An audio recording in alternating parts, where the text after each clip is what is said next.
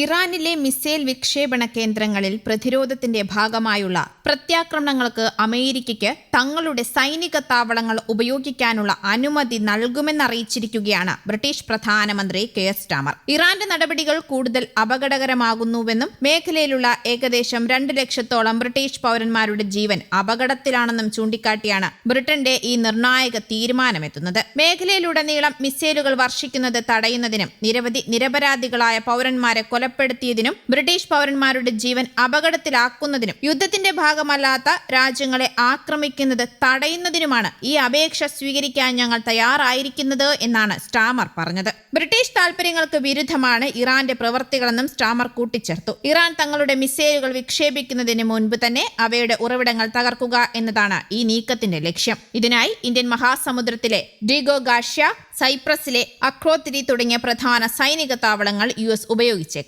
പ്രധാനമന്ത്രിയുടെ ഈ പ്രഖ്യാപനം വന്ന് മണിക്കൂറുകൾക്കകം സൈപ്രസിലെ ബ്രിട്ടീഷ് വ്യോമസേനാ താവളമായ അക്രോത്തിരിക്ക് നേരെ ഡ്രോൺ ആക്രമണവും ഉണ്ടായി. ആക്രമണത്തിൽ നിസ്സാര നാശനഷ്ടങ്ങൾ മാത്രമാണ് സംഭവിച്ചതെന്നും ആർക്കും പരിക്കില്ല എന്നും റിപ്പോർട്ടുകൾ പറയുന്നു. പ്രാദേശിക സഖ്യകക്ഷികളുടെ കളക്ടീവ് സെൽഫ് ഡിഫൻസ് മുൻനിർത്തിയാണ് ഈ നടപടിയെന്നാണ് ബ്രിട്ടീഷ് സർക്കാർ അറിയിച്ചത്. നിലവിൽ ബ്രിട്ടീഷ് യുദ്ധവിമാനങ്ങൾ ആകാശത്ത് പ്രതിരോധ പ്രവർത്തനങ്ങളുടെ ഭാഗമായി വിന്യസിച്ചിട്ടുണ്ടെന്നും ഇറാന്റെ ചില ആക്രമണങ്ങൾ തടഞ്ഞുവെന്നും സ്റ്റാമർ തന്നെ വ്യക്തമാക്കി. ശനിയാഴ്ച ഇറാന്റെ പരമോന്നത നേതാവ് ആയത്തുള്ള അലി ഖമേനി കൊല്ലപ്പെട്ട US-ഇസ്രയേൽ സംയുക്ത വ്യോമാക്രമണത്തിൽ ബ്രിട്ടൻ പങ്കെടുത്തിട്ടില്ല എന്നും ഇനി നടക്കാനിരിക്കുന്ന ആക്രമണങ്ങളിൽ പങ്കുചേരില്ലെന്നും അദ്ദേഹം പറഞ്ഞു. ഇറാന്റെ പ്രത്യാക്രമണങ്ങൾ ബ്രിട്ടീഷ് പൗരന്മാർ താമസിക്കുന്ന ഹോട്ടലുകളിലും വിമാനത്താവളങ്ങളിലും പതിച്ചതായും ഇത് ബ്രിട്ടീഷ് പൗരന്മാരെ വലിയ അപകടത്തിലാക്കിയതായും കെയർ സ്റ്റാമർ ചൂണ്ടിക്കാട്ടി. യൂറോപ്യൻ യൂണിയന്റെ ഭാഗമായ ദ്വീപ് രാജ്യത്തേക്ക് കൂടി ആക്രമണം വ്യാപിച്ച് ഇറാൻ ഇപ്പോൾ സമ്മർദ്ദതന്ത്രം ശക്തമാക്കിയിരിക്കുകയാണ്. അതേസമയം രാജ്യം ഏതെങ്കിലും തരത്തിലുള്ള ഭീഷണി നേരിടുന്നില്ല എന്ന് സൈപ്രസ് പ്രസിഡന്റ് വ്യക്തമാക്കി. അതേസമയം ട്രംപിനെതിരെ വോട്ടെടുപ്പിന് ഉള്ള നീക്കമുണ്ടെന്നും റിപ്പോർട്ടുകൾ പറയുന്നുണ്ട്.